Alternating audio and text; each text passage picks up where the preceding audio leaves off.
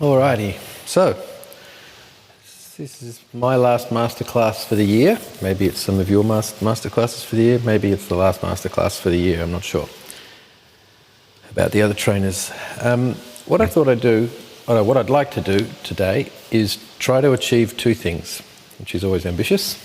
First one is what I want to do is work through the Matwork repertoire, see how far we can get, unpacking it in the context of strength, flexibility and coordination, which if you're coming into the course, you will eventually sort of come to realise that they are the components of all the exercises. And if you're in the course or coming to the end of the course, by now we've had that conversation about, you know, at any given moment when you're doing Pilates exercise, you can think about it in terms of strength challenge, the flexibility challenge, the coordination challenge, and then of course the combined effect of those things. So why would we have that conversation? Well, this is the other thing I want to achieve. So Pilates is lots of things. You know, I was thinking about this the other day when I saw a studio advertising Pilates boxing. I kind of went, oh yeah, cool, Pilates boxing. So that's boxing and Pilates at the same time. So Joseph did wrestling and he did boxing as well. So, you know, I started thinking about, well, what is Pilates? And Pilates is lots of things these days. It's a global industry of exercise. Roughly, generally speaking, it's body weight exercise, except that gets confusing when you think about the reformer, because that's not body weight. You're pulling on straps and pushing on foot bars and so on. But it doesn't have barbells and dumbbells and kettlebells, except that sometimes it does, depending on the studio you're in, right? So it all kind of gets confusing kind of quick. So on one hand, it's like movement with a focus on body weight. But on the other hand, at the other end of the spectrum, it's a specific set of exercises that are recorded in a book written by a guy called Joseph Pilates, who was wearing bloomers, and he gave you a specific set of movement instructions for each of the exercises, and there is a correct way to do it. And there's everything in between. So there's Joseph's way of doing it, then there's the people who took over from Joseph, the classical people, then there's the physiotherapy world that kicked in the 90s and turned it into what we call contemporary Pilates, and then the birth of the kind of reformer boutique studio, which is the genesis of this course, is training people to teach Pilates to the general public on a large scale. And so in all of that, it's all Pilates. So I wanted to go back today and look at the exercises as we've got them from Joseph and unpack them in this way of thinking about them as strength, flexibility and coordination. Because, and here's the why, as a teacher, when you watch a person struggling with an exercise, it's basically always they're struggling with the strength component, or they're struggling with the flexibility, or they're struggling with the coordination, or they're struggling with all of it.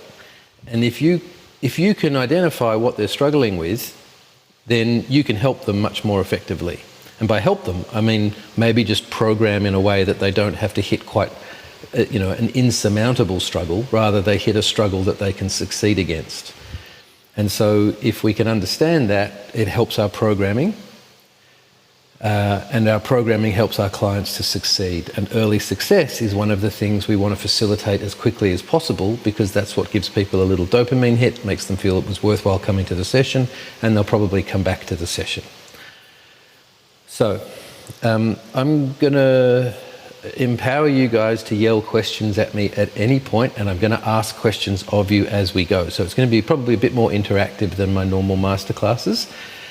And that's because I want to get us thinking about the way the Pilates repertoire gives us the solutions to these problems. Okay, so that's the overall idea, is that strength, flexibility and coordination are the problems that we're helping our clients to solve. And when we go back and look at the original repertoire, those problems, the solutions to those problems are built into the repertoire. Is that making sense, roughly, give or take? There's a point to start at. Okay, all right. So when we look at the Pilates repertoire, the first few exercises are really, really interesting in the context of the broader exercises. So this is the 100. So let's everyone do the 100.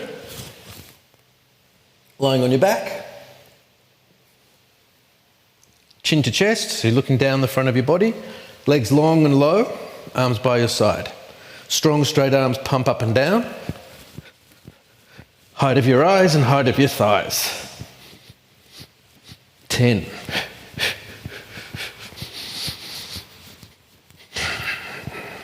20.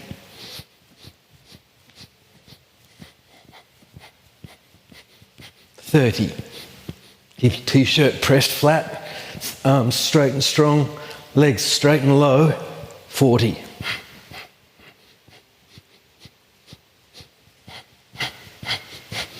50. Halfway.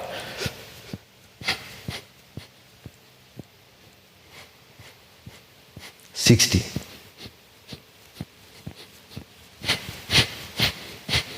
70.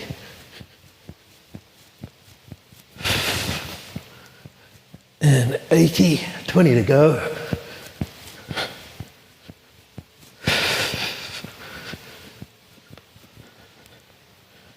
And 100. Lie down.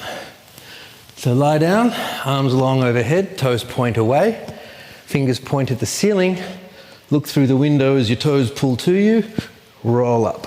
So we're doing an exercise called the roll up. Pulses are optional, I'm going to do them. Roll down, C-curve spine, fingernails touch the floor, toes point away. Toes pull, fingers point, ceiling, roll up, face to knees.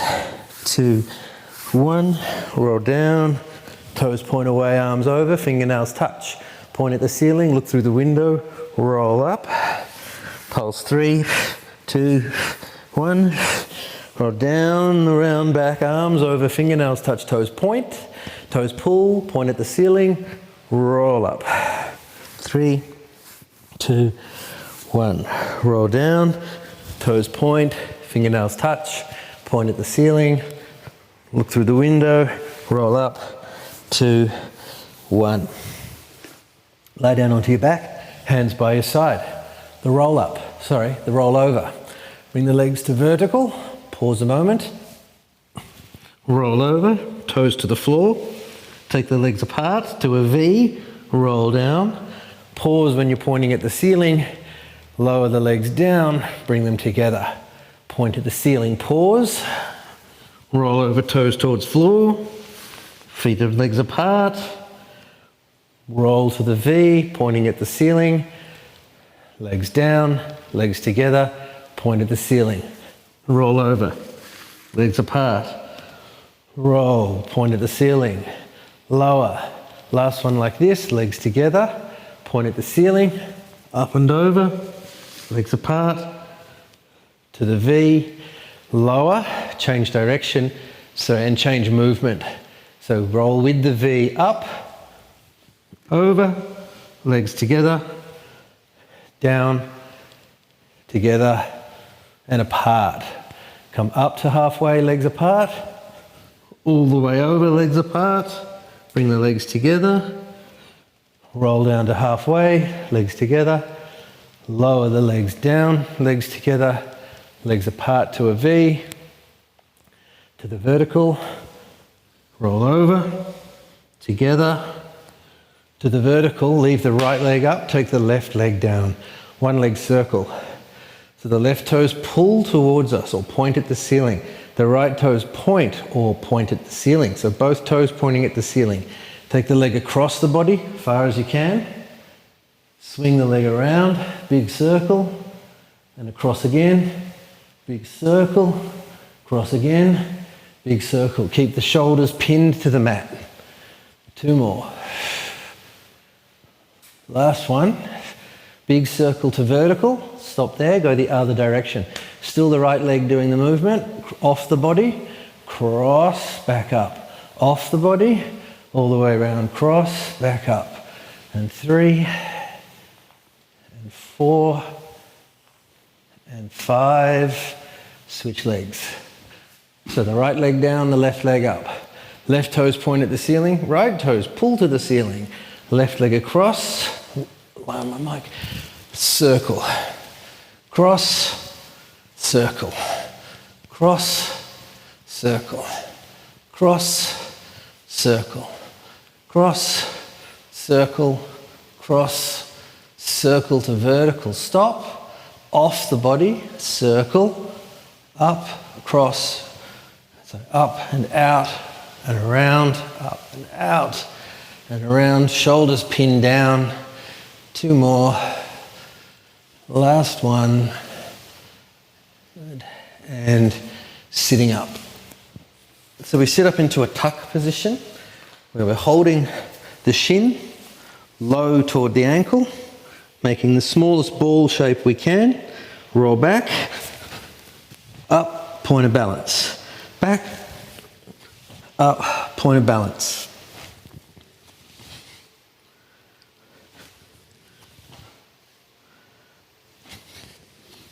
Two more. Last one. And done. Okay, so that's the first 5 exercises of the original Matwork repertoire as Joseph wrote it down. Okay, so let's have a look at it. So what's the 100 doing to us? What happens in the 100? Anyone?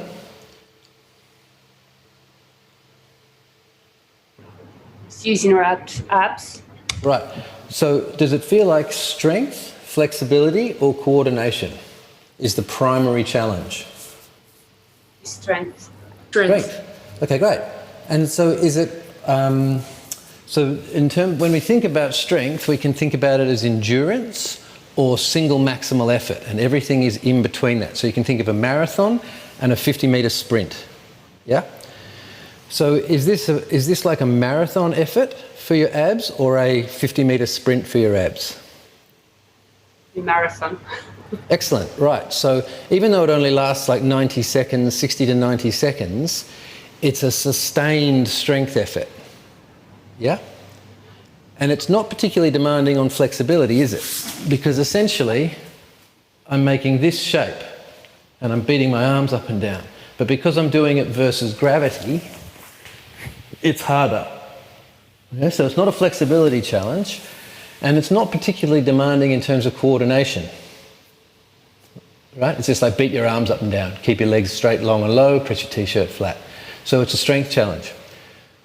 And it's the first exercise in the repertoire. So how do you think the person who designed this sequence was thinking about that exercise?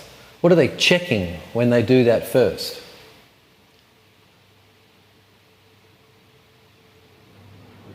Well, I think it's interesting that he does that first because there's no warm-up to the abs. It's not a gradual warm-up and then do the 100s. It's straight into really hard work.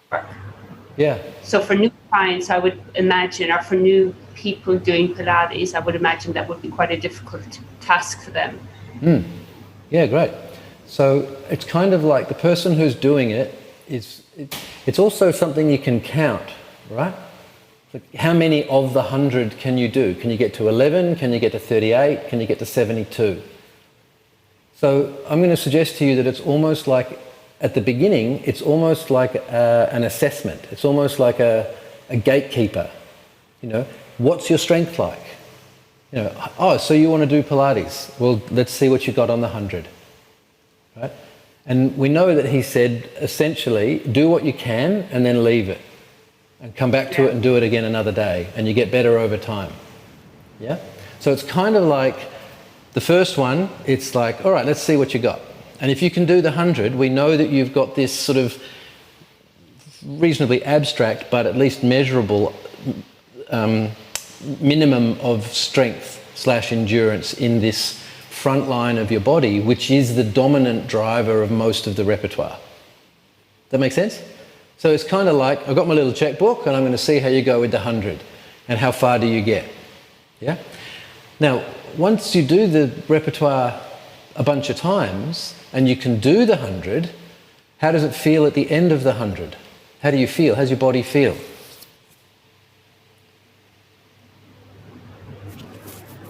A little bit sweaty, blood rate, heart rate's up, yeah? Okay, cool. So as you do the repertoire more and more, the 100 is essentially a warm-up. right? And, you know, when you're going to warm up for an exercise, you don't go to full range of motion, do you? So if you're warming up to play basketball or whatever, you don't do full effort jumps straight away. You move around in a smaller range of motion and get your heart rate up and the muscles warm. Is that making sense? Right? You can see that. So if you've got the strength to do Pilates, to do the 100 and beyond, then here,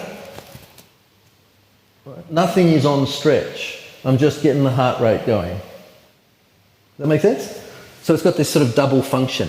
Can you do it? Great. If you can, let's do it. Call it a warm-up. Yeah? All right, so we'll park that for a moment. So let's imagine that your client can't do the 100. How do we solve a strength problem? Shorten the lever. Right, so we make it lighter, and the way we do that when we're looking at the body is usually shorten the lever. So the 100, the easiest way to make it easy is just bend both knees towards the chest. Okay? We can say lift the legs, but what am I challenging when I straighten my legs like that? Hamstring length. Right, so this does make the strength part of the 100 easier, but it goes into another challenge.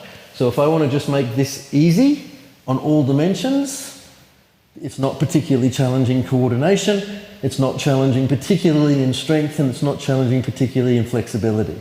And if I can do that, then you can offer me that option to take that leg long, then you can switch, then you can touch, come back, you know, and variations from there on. Does that make sense? Okay, good. So the 100 is essentially a strength challenge, sustained strength over a period of time. You could call it endurance. And then to make that easier, we're going to make the load less. Yep. So we're going to shorten the lever or just do less of the thing. So we could do 1, 2, 3, 4, 5. 1, 2, 3, 4, 5. Does that make sense? So you can also play with the volume, the timings. Okay, cool. All right, so then this person that's... I find when I do the 100s that if I have to raise my legs a little bit higher because I really feel it in my low back. I actually feel my back is actually comes off the floor and strains a bit. So I have to keep my legs either in tabletop or just a little bit higher than what you say in, you know, what Joseph Pilates says in the book. That's really normal. And so what you're doing there is, rather than having them here, holding them here or something like that. Yeah. So we're on the way. We're on the way to making it easier by having the feet above the hips, where they're essentially no added weight, but as we said, there's a potential challenge to hamstrings or flexibility there. So that's a completely valid way of reducing lever length. It's the same effect as doing that. It's just that you're keeping your legs straight. Yeah. Okay. So in a class teaching context, if we start the 100 like this, okay, just as someone pointed out, we're getting a little bit of kind of, you know, gentle mobilization, and then we can beat the arms and we can add one leg. And if you can do that for 10, switch legs. And if you can do that for 10, switch legs again. If it's getting too strong, bring your knees back. But if you can still come with me for more challenge, I'm going to take both legs straight, long and low. Okay? And so if you walk through that, everyone in the class has had a chance to succeed and choose whether they want to work a bit harder. Okay, so then this person that's designed this exercise series has then gone from 100 to the roll up. Okay, so I'm rolling up.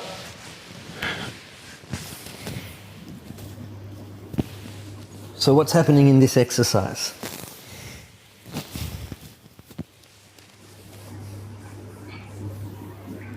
There's a little bit of strength as well, but I think it's more stretching the posterior chain, like the back part of the body. Great. So it's challenging your strength if you can't get up yet, but there's much greater challenges coming in the near future. So in the context of the repertoire, it's not really a strength challenge. If it is, we can make it easier by increasing the momentum. So you throw two balls at the wall to get up, or we can put some weight across the feet, while we get a little stronger there. But in the context of the repertoire, it's not particularly big on strength, but it is starting to open up this whole back posterior chain or back line of the body. Okay, so it's essentially a stretch, yeah, and it's stretching. What's the shape of the spine here? It's a C curve, flexion, okay, which is the most common position of the spine in the repertoire. We do lots of shapes, but this is the most common one. So we've gone from here to, all right, let's see how you look when we do this. Let's see what your C curve looks like, which we could have done earlier in the session here in cat stretch. So the roll up, as far as I'm concerned, is kind of Joseph's version of cat stretch. And he's coupling it with the hamstrings. He's saying, look at the whole back of the chain. Okay, so what happens if I don't have the flexibility to do this? Because it's a flexibility challenge. You just reach to where you can reach. Right. Basically. All right. It's so obvious, it almost seems silly to say, but it's important to be aware that when the challenge is flexibility, usually you just do what you can, because you can't demand someone do more than they can with flexibility. So if it looks like this, yelling at me to touch my toes or you're going to hit me with a big stick won't get me any closer to my toes. Yeah? Okay, so that's kind of cool, because then we know, all right, we can do this exercise, and if the flexibility is a challenge, we're just going to see that. Yeah? All right, good. So that's the 100 and the roll up. So then he goes to the roll over. So the roll over, stop, roll over, V, down, right? So what's happening in that exercise?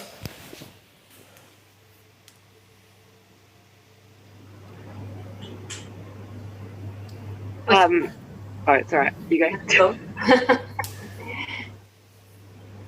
Okay, so is it in terms of strength? Is there strength in it? Yes? Yeah. Is it more strength than the roll up? Yes. Yes, because my legs are heavy, right? And is it the hardest strength challenge that we'll do in the whole repertoire? No. So I'm moving along the strength progression, but it's not the hardest thing we're going to do, right? Is there flexibility in it? Yes. And what kind of flexibility? What's the shape of the spine and the etc.? Yeah. It's this. Yeah, good. So it's essentially an upside down roll up. Roll over. Roll over is an upside down roll up, right? So because I'm rolling onto my neck, right, and the weight of my body's on it, it's more challenging on my neck and shoulders. Here, they'll just do what they're comfortable with. Here, I've got weight coming up and over. Okay, so it's kind of more of a loaded stretch up here.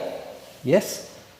Yep. And there's also pat your head, rub your tummy. The coordination factor increases, right? I'm supposed to stop, roll over, separate, stop, roll down, rejoin, stop, roll, right? So what? Come on, dude. Like, it makes so much more sense to just roll over and roll back. Yeah? Okay, so when we're teaching it, we probably don't worry about the details until we've got the fuzzy picture, got everyone moving, because right? that's the essence of it, and then we add the garnish, which is the coordination part. Yeah. So if someone's having trouble with, and the roll-ups, the rollover is a really good exercise to start thinking about strength, coordination, and flexibility, and how you pull on those levers, because okay, there's strength to lift and lower my legs, and to get up and over, and there's flexibility to do that. And then there's coordination to remember to stop and do all of the various bits and pieces. So, if I'm struggling with the coordination, what do we do? How do you make something that's confusing simple? Break it down. Yeah, simplify it, right. So, would that mean, do you think, just roll up and over? And just do a few just up and overs? Yeah. Great. All right, good. So just do a simple bit, then add a bit more, then add a bit more. How do we solve for the strength bit? What does it look like if I'm not strong enough? You can just start your legs from higher up, so they don't have to start from the bottom, or you could bend your legs. Okay, good. So let's everyone try this, because this is a good thing to think about, right?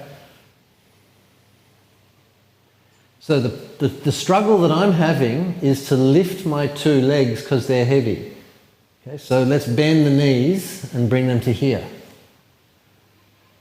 Okay, and we'll just do a few reps of that, because that's going to, we'll just check that that feels easier than lifting two straight legs up and down.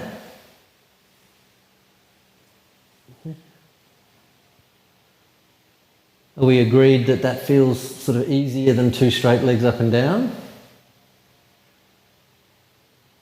Yeah, I'll take that as a yes silence. But then the next part of the exercise is to take the, if we're doing the full exercise, straight legs all the way over your head. Okay? So do that with bent legs. So bring the bent knees to the tuck position and then roll over with the bent legs. Right, and it's not easier, right? It's harder. So the paradox of this exercise is that straight legs from here, kicking over, help you do the movement. So when we're at the Pilates instructor cocktail party and we're talking about this stuff, we'd probably argue that the way to kind of make this easier on strength and flexibility and coordination would be to do something like this. Pull the knees to the chest and kick the feet over. So pull and kick and roll.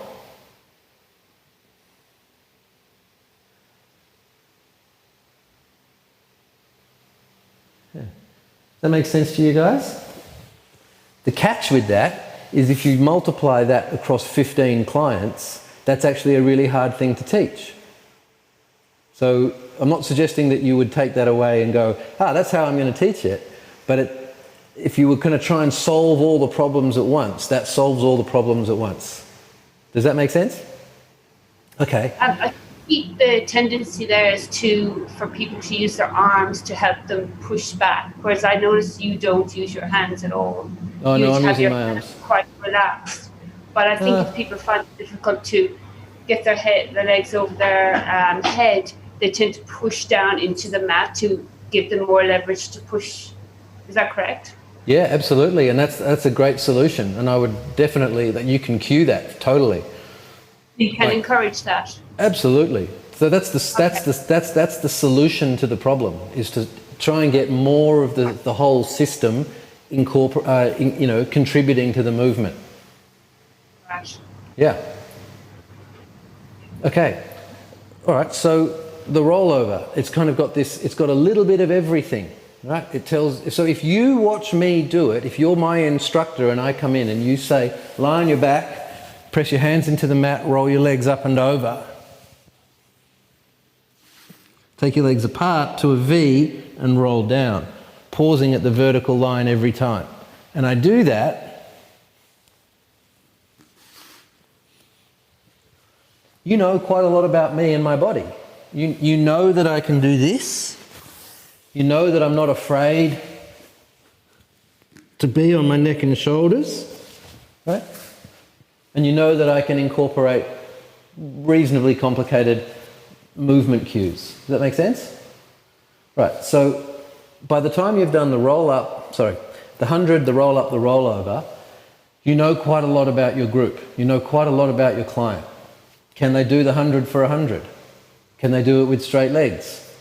Can they roll up? Okay, great, they can roll up. Can they do the rollover? And can they understand you when you call those various more complicated cues? See what I mean?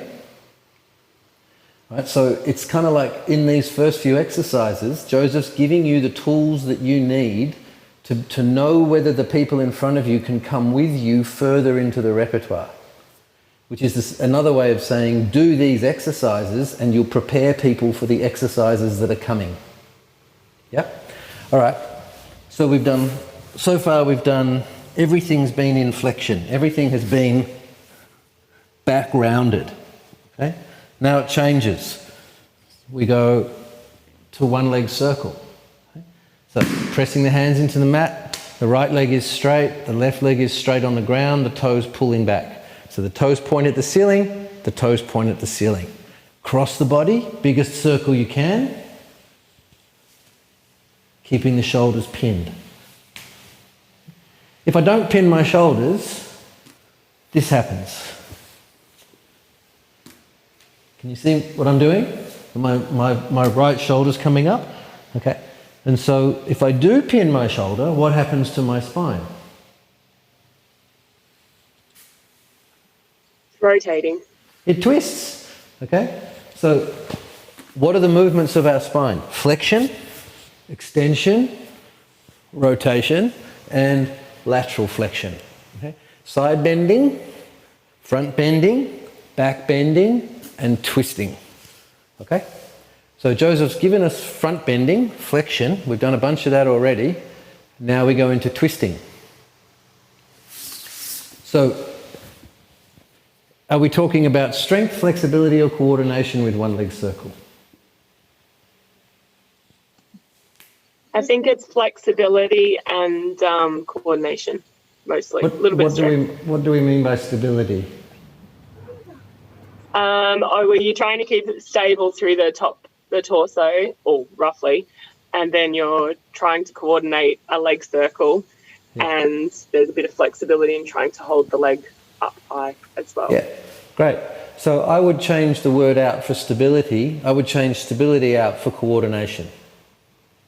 Because by stability, you've said try to pin your shoulders down while you do something else. So I'm trying to do one thing while I do something else, which is essentially the same thing as juggling or patting your head and rubbing your tummy.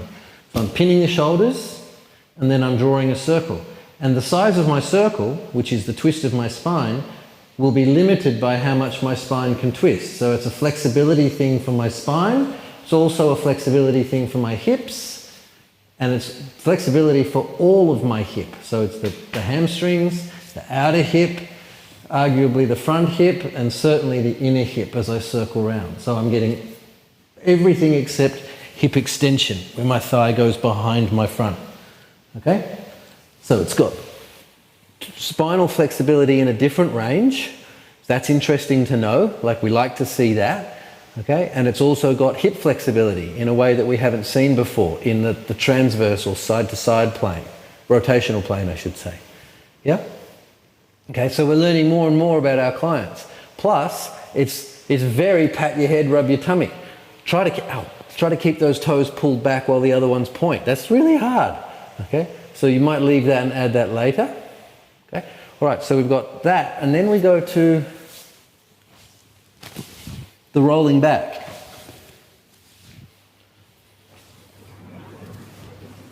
Okay, so what's happening there? Is it strength, flexibility, coordination? It's would be core strength. Yep, And so there's some stability. strength in it. And stability. Yeah, I don't really know what we mean by this word stability. So by stability, do you mean the ability to catch myself and balance?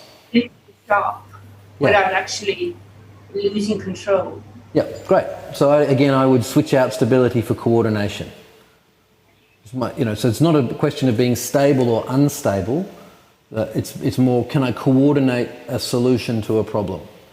And I'm partly insisting on that because the word stability is kind of viral in Pilates, and it's associated with your, inverted commas, unstable this, that, and the other, which is not the case. Our hips, our pelvis, our shoulders are actually really stable. Here we're working for coordination. Yeah? Okay. All right, cool. But it's not a huge flexibility challenge, is it? My knees are bent. I haven't got my head between my legs. Okay? So it's challenging if I can't, but if I can't, I'm just going to look like that. So flexibility, it's self-limiting. Okay? Strength, there's some strength, but it's not like a single one rep maximum effort. So it's kind of coupling everything. It's some strength, some flexibility, some coordination. He's rolling it, wait for the pun, he's rolling it all into a ball. Make sense? Okay, all right, so Then we go to the series of 5. Okay? Let's lie down and do the series of 5. So single leg stretch or a single bent leg stretch. Pull the knee, kiss it if you can, switch, catch, pull, switch, catch, pull, switch, catch, pull, switch, switch, switch, switch, switch, switch, switch. So it's one leg straight, one leg bent. If we put our feet down, knees bent, feet flat, and make the same shape, so I'm holding my imaginary leg, okay, everything from my waistband up to my armpit or to my chin is doing the 100. Yeah, so if we put our arms by our side, I'm in the 100 position. If I take one leg straight and long, one leg bent, I'm in the 100 that we did before. Okay, so we're back at the 100. We're just doing different things with the arms and legs. So that's the single leg stretch. Then we come into the tuck position in preparation for the double leg stretch. We were just here a moment ago when we did rolling like a ball, or rolling back. Take both legs long and straight to the 100 shape. Hands pressing into the side thighs. Come back in, tuck, 100, tuck, 100, tuck, 100, tuck, 100. And take a moment's break. All right. So the movement is exactly the same, right? My leg here is what my legs are doing here. And which one's harder?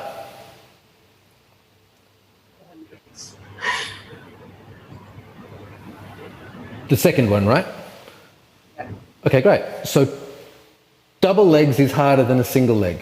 That's a good thing to know for your programming. Great, let's keep going. So we've done single leg stretch, slightly easier than double leg stretch. So then we go single straight leg stretch. Okay. Switch, catch, pull, switch, catch, pull, switch, catch, pull, trying to kiss the knee.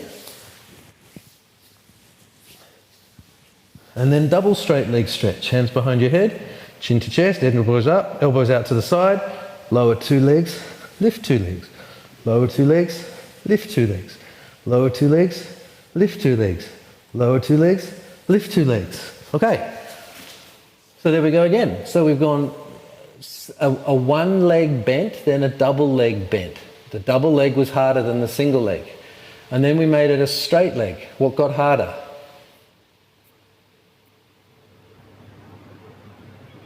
Double legs always harder. Right, so the double leg stretch is harder, double straight leg stretch is harder for strength because you're lifting and lowering these heavy legs. But the single straight leg stretch is made some sort of flexibility. Right, so it goes from being an easier strength challenge, right? Because we could do it like that, right? And that is an easier version of that. But we grab and use it to challenge our flexibility. Yeah? But the principle's the same. Single leg, then double leg. And if you're not sure, let's do it. Lie on your back. That's just by way of illustration. Lie on your back, chin to chest, head and shoulders up, hands behind your head, legs as straight and vertical as you can. Take the right leg towards the floor and switch, switch, switch. So our hips are doing the same movement as this, but because our knees are straight, looks and feels a little bit different. Okay? And now we do double legs, straight legs lift and lower.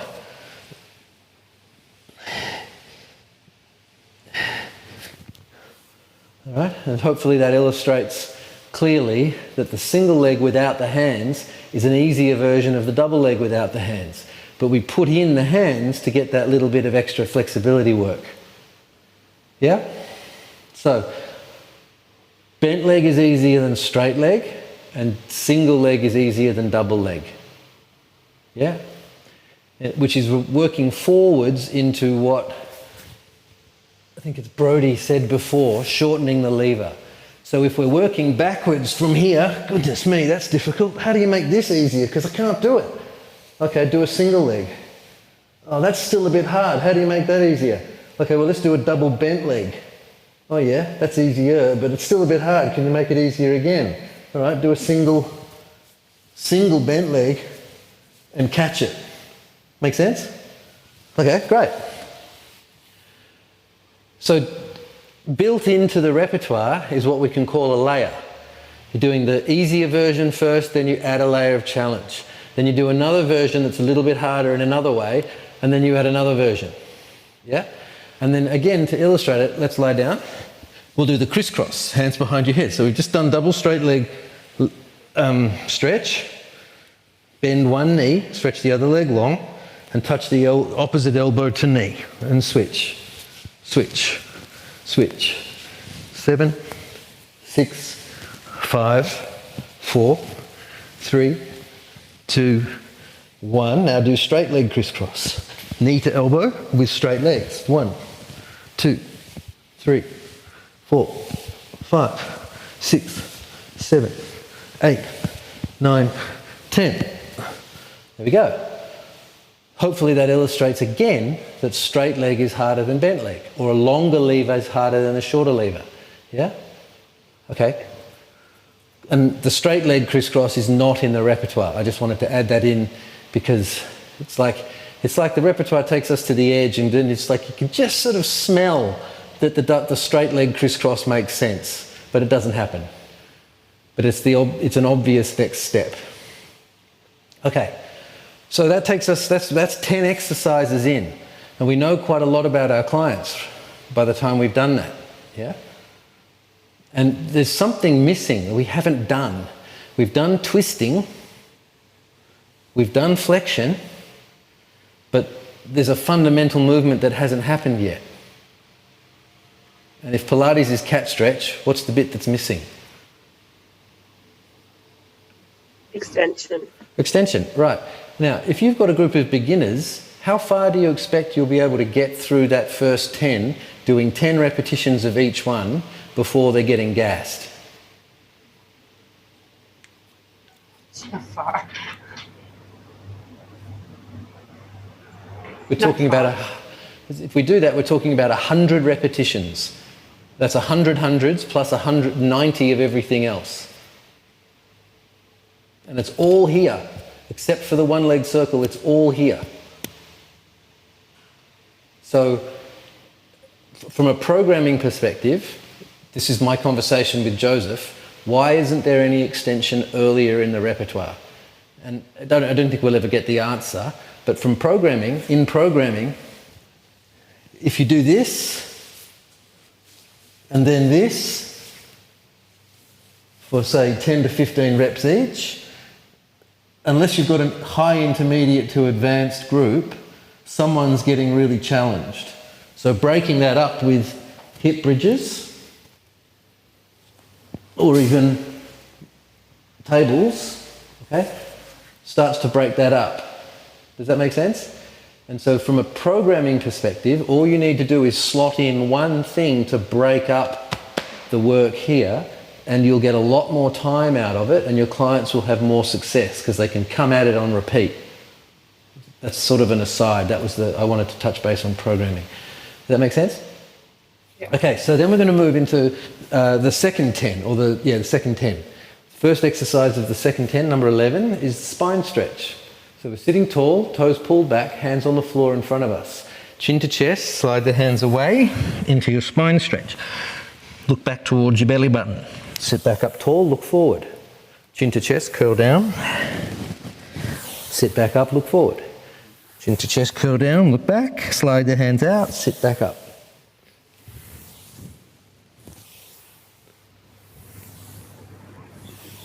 Alrighty, so what are we doing? Stretching. Yeah, so suddenly it's like we're putting cat stretch, this spinal flexion that we've already done, together with whatever access flexibility we've got in our inner hip, and the lower back gets the ability to stretch a bit more because the legs are locked in place. So it's flexibility. Okay, and it's spinal flexibility because you're trying to get my chin to my chest, looking back towards my belly button, which is quite different to a pancake stretch where I'm trying to put my belly on the floor. Yeah? So it's spinal, it's like the name suggests, it's a spine stretch. Okay? Great. So what happens if I look like this?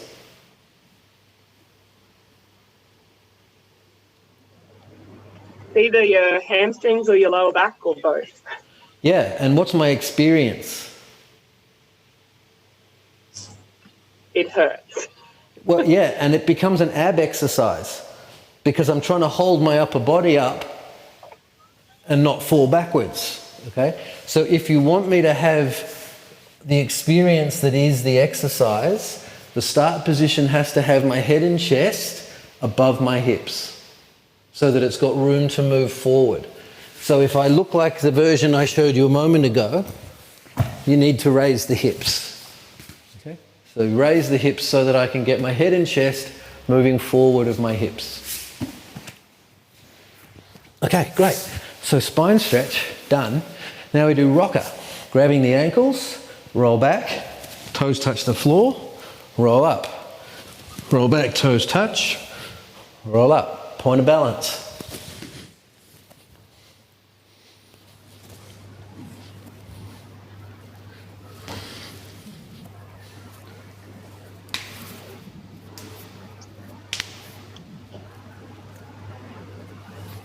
All right, great. So what's happening in rocker? And it's rocker with open legs.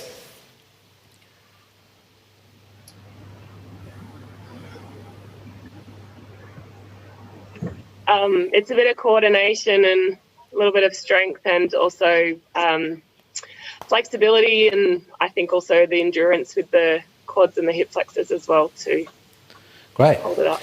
Cool. So the flexibility required is shown to you when I show you my spine stretch.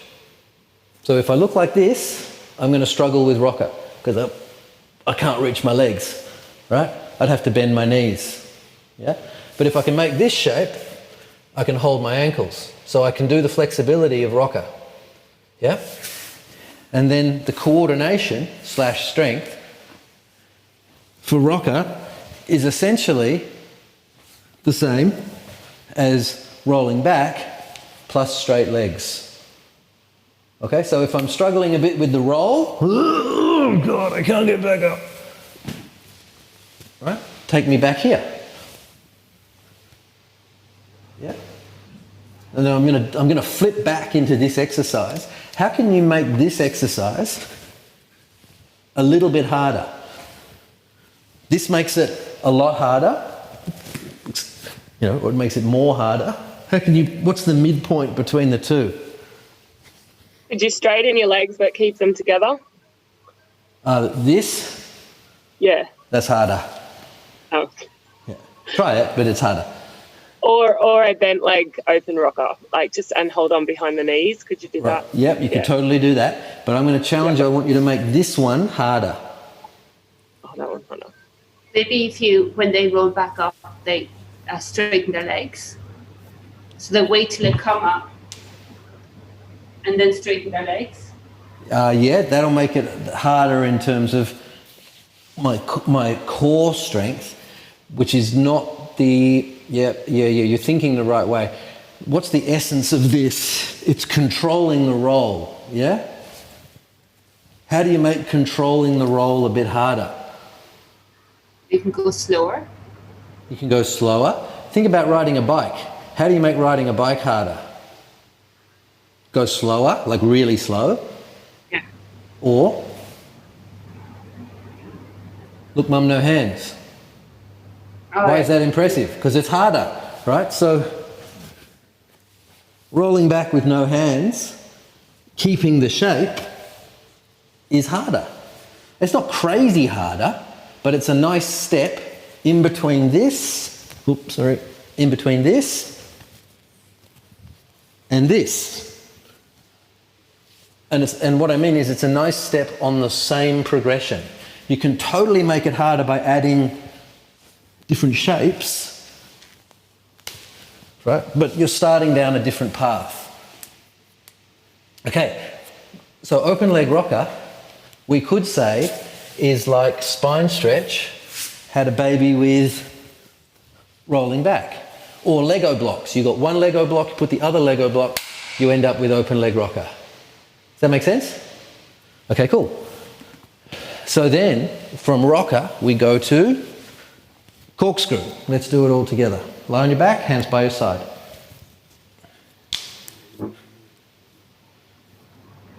Okay, bring the legs up. Roll over to the shoulder.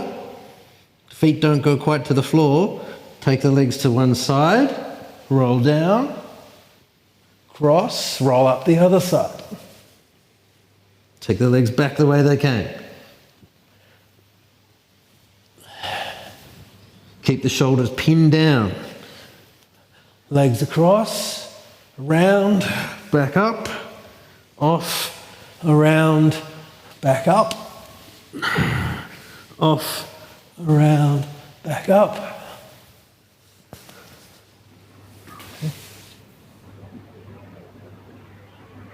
Right. So, what's going on in corkscrew? Definitely strength. Right. So it's definitely strength because we're swinging two legs around. So we're throwing some heavy stuff around. And is there a flexibility thing? Is something being challenged for flexibility? Yeah. So we're back into this hamstring challenge, the sort of posterior chain or back line of the body. We're in this shape. So that's all on stretch. Plus we're also what? Twisting the spine.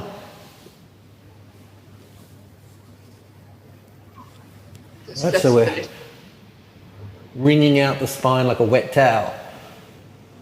Yeah? Okay. So it's hard. It has challenge in strength, it has challenge in flexibility, and it has challenge in coordination. Like it's just a little bit like, what? Because everything is harder when you're upside down. Right? Left becomes right, right becomes left, up becomes down, down becomes up. So as soon as you're upside down, things are more confusing. Yeah. Which isn't, yeah? Okay. So how do we make corkscrew easier? If they just move their feet around but actually coming back, doing the rollover. So if they're finding that hard for the coordination, just bring your feet up. Then go to, instead of going all the way up there, just keep your lower back on the floor. And then just moving your feet to the right, around and to the left. Like that? Or coming lower. Is that what you mean? Yeah, but lower. Bringing your feet right down lower. And then around, and then up. And if they're finding it hard to bring their feet up, bend the knees when you're coming back up. Right. Okay. So so what you've just done there successfully is you've reduced the range of motion.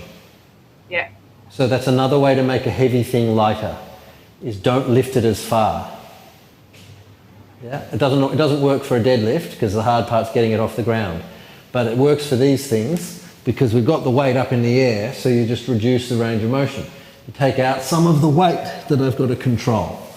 Okay, that's a great solution. All right, and now, in terms of coordination, how can you make it easier?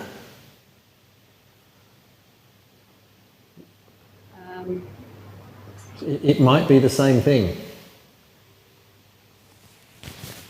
And maybe I didn't ask my question correctly. So corkscrew, what we've established is there is strength. Right? It's not as easy as a roll-up. There is coordination. You're upside down and drawing circles with your legs in opposite directions. And there's flexibility. So you solve for strength really well by doing a smaller range of motion. How do you solve for flexibility?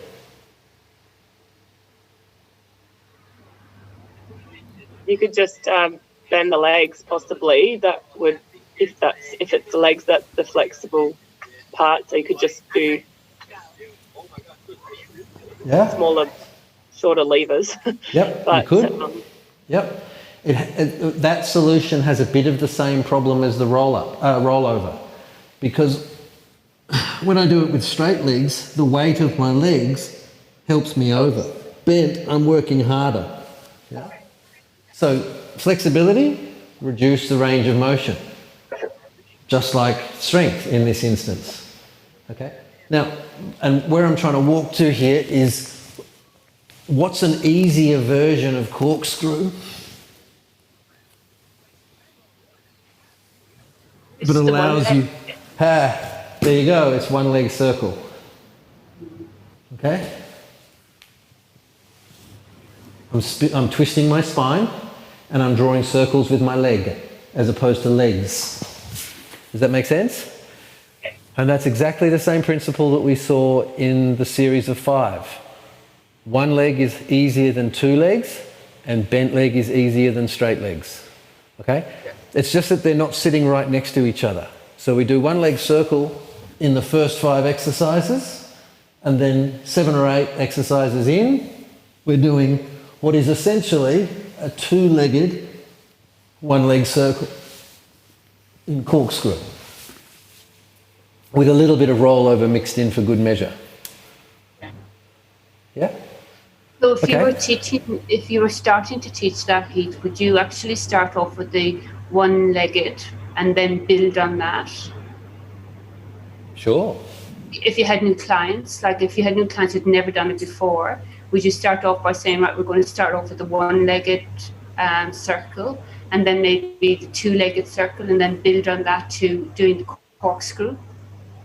Right, so right, so you're giving me an opportunity. Yeah, so great question. So in the first 5 exercises, by the end of the first 5, which finishes with rolling back, you know whether I can straighten my leg, my leg against my hamstrings. Can I roll to my shoulders? Can I control my 2 legs up and down? Do I have that strength? Do I have the endurance for the 100? Yeah? Great. And then you go on and do the series of 5. So that's like, okay, let's really get stuck into the front line. And then you do spine stretch, and that starts to show you more of my flexibility. And then we couple that with a greater coordination challenge with the rocker. And then we do corkscrew, okay? Now you could totally go, all right, we're going to do another few reps of the one-leg circle to kind of refresh that and let your brain get used to it again, and then do the corkscrew. Or you could do the corkscrew after the one-leg circle. But I'm trying to walk us to this idea of that the repertoire gives you the layers. Right. So I'd be more inclined to say doing it in sequence, in this way we're thinking about it today, and then when you get to corkscrew, do a few reps of the one-leg circle. You're just practicing. And then go, okay, now I'm going to take this to 2 legs if you want to come with me. So there's your inbuilt layer. People that don't want to, they stay on the one leg. Yeah. Yeah? Okay, so we've done corkscrew, and then we sit up, and we do the saw. You can join me if you like. So I'm sitting tall. From my waistband down, I look like spine stretch. Sitting up tall, my arms wide to the side. I turn and cut off one ankle with the opposite hand. Sit back up. So I'm going to turn, cut off my right ankle with my left hand. 3 cut, 2 cut, 1 cut. Sit back up, turn, cut, 2, 1. Sit back up, turn, cut, 2, 1. Sit back up, turn, and cut, 2, 1. All right. And now what's happening in our body? Twisting. Twisting. Yeah, and we're laterally flexing, so we're bending sideways and twisting. And we're going in both directions. So it's our third twist. First twist is one-leg circle. Second twist is corkscrew. Yep. Both of them, the thing that twists us is the legs. Yeah? The thing that pins down is the shoulders. Saw pins our hips, and it becomes a twist that's driven by the upper body. Make sense? Yeah. Yeah. Okay, but it's still a spine twist, and in this instance we start to get some lateral flexion, okay? some side bending. So there's some coordination, there's definitely flexibility, and there's some strength. It's not a massive strength challenge. Okay, so what's it going to look like if I don't have the flexibility?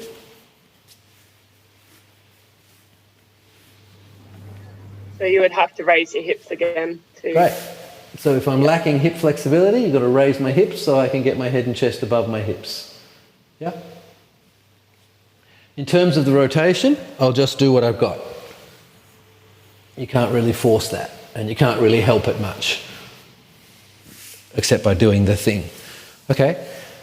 All right, so now we've done a couple of twists. The next exercise is swan dive. So we're all primed, we lie on our belly. Anyone coming with me? This is usually where people go, I think I'm just going to watch this one. So lift up the head and chest, shoot the arms out to the side, and rock.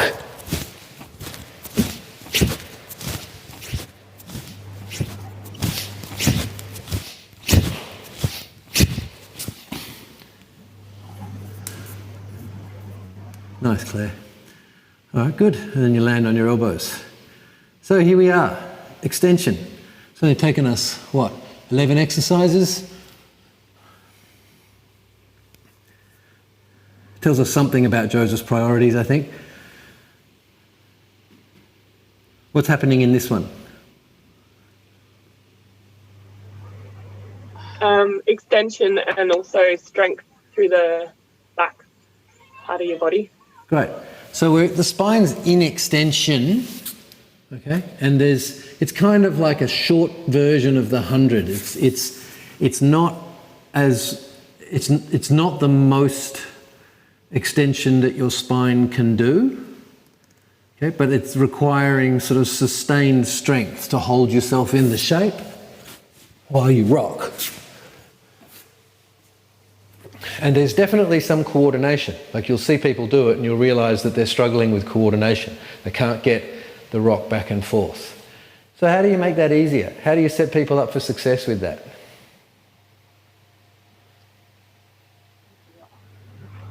Could you take the rock out just to start with and then... Great. And so you can make the shape and hold for time. Okay, because that's still going to give you sustained strength or endurance, yeah? Or you can work for the range of motion, yeah? You can make it even friendlier by going from here to here, okay? Because generally speaking, people get cranky if they spend a long time in extension. You know, they won't want to spend as long there as they're prepared to spend in flexion. Okay? So if you're building that exercise, this is giving people extension and a break. Okay? Then you can also hold the shape. You can build the bottom half, hands under the thighs, doing things like that, getting used to the kick.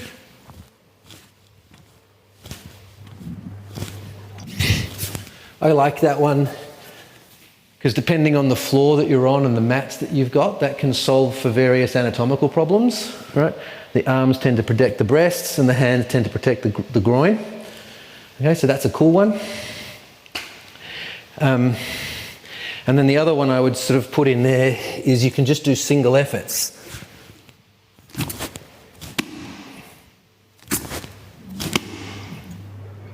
And because you can get up on the arms, you can often actually get a bigger movement, which is kind of nice sort of success. All right, so I had a feeling that might be kind of where we got to. So we've managed to get through the first 5, which I think are really important for instructors to think about, because it's kind of like, if you can understand what those exercises are telling you about your client and solve the problems that your clients are having with those exercises, then it's only just a few steps away that you'll be able to solve all and any problems your clients have with Pilates movement. Because it's always coming down to, do they have the strength, do they have the flexibility, and do they understand, control the coordination? Which one of them are they struggling with, and how do I make those things easier? How do you make strength easier? You reduce the range of motion or you reduce the lever length, right? 1 leg bent is easier than 2 legs straight. Flexibility, reduce the lever. Bend the knee if they can or raise the hips. Okay? And coordination, take out the hard part. Get rid of the confusing bit and focus on the thing that expresses the exercise and build in the complexity. Right? So they're the skills you need as an instructor to make things achievable. It's just then how you apply that and how effectively you can spot which one it is in your client. And those first 5 exercises will, if you teach them all the time, you'll get really sharp on spotting that. And then when you can spot that there, you can spot it elsewhere, if that makes sense. And then, yeah, so, you know, and so we got through more, and the further into the repertoire we go, the more you start to realise, like corkscrew is essentially a harder version of one-leg circle. Right? And the further into the repertoire we go, the more it starts to be, okay, this exercise is a harder version of that. It's made harder by adding coordination, or it's made harder by making the legs be straight, or both. Yeah? Yeah, and that's, I'm already over time, sorry. Well, I hope that was useful for you guys. Good. Yeah. Does anyone have any questions? I don't have anywhere to go, so I can answer questions if you want. No, it was great. Thank you. That was good to think about it slightly differently and think of how it builds, and how you can break it down if they can't achieve that two-legged one and things like that. Great. I've got a question, Heath. I noticed that you do the exercises, like I haven't started the course yet, I'm in the January intake, but I noticed that the exercises are done quite fast. Is that good for building strength, or is it better to do them slower and hold the muscle in tension longer? If I did them quickly, it was because I was worried about not getting through everything. But normally, would you teach them to do the exercises at that speed or slower? No. I personally would probably usually teach at roughly that pace. Some of the more long-term students could probably correct me on that if I'm wrong. If I was going extra fast today, let me know. But I think I was about my normal tempo. But there's no fixed rule of tempo, and speed doesn't necessarily affect strength changes, but it does affect accuracy. The faster you do something, the harder it is to do it accurately. So if you're working on detail, you do it slow and then you build up the speed if you want to get faster. Getting faster is a good way to challenge how well you know something. Think about a kid walking, right? They walk really slowly and wobbly, and then the faster they walk, the more often they fall over, until they can run. Thanks. Tina? Hi, how you going? Good. I'm for the Feb intake, so I am very glad I jumped in today. I've been doing the intro studio course online, the intro to Matwork. For the one leg circle, can I just ask a quick question about that? When my leg is out to the side, as I'm bringing it back up, my hip almost clunks. It doesn't hurt, and I'm finding the flexibility okay and the strength to get it back okay. So I'm just wondering, should I just alter how far I take my leg? Like, I'm not sure if I should be clunking in my hip or not. Maybe it's old age, I don't know. No, it's not old age, and it's completely normal, and it's incredibly common. Is it? Okay. Yep. Sometimes you'll teach one leg circle and you'll be at the front of the room, and even with the mid-tempo house music playing in the background, you'll still be able to hear like a double bass thrumming as people do it. It sounds like the Seinfeld, bo bo bo bo bo bo. Everyone's hips clunking away. And it's just a thick muscle passing back and forth across a little notch of bone on your thigh bone. So it's literally just going boom, boom, boom. Yep. Okay. And it'll come and go, and it's don't worry about it. Yeah. Okay, awesome. All right, thank you. Well, hi, Heath. Hi. Bye. Hi. Hi or bye? Claire. Hi. Claire, hey, Claire. Are you gonna do more of the repertoire in your next masterclass, Mat masterclass? Are you gonna keep going? I can, if it's valuable. Yeah, I really enjoyed that. That was really good. Okay. Yep. Cool. No worries. I'll just go until it's done. It'll probably take 2 more. Yeah. Cool. So I'm guessing that'll be January. That'll be in the new year. Yeah. Yeah. Okay. Excellent. Thank you. Have a good Christmas. Yeah, you too. Thanks. I'll say goodbye now, guys. Have a great Chrissy and New Year. I'll see you in the new year. Thank you so much. Merry Thank Christmas. you so much. Merry Christmas. Bye-bye.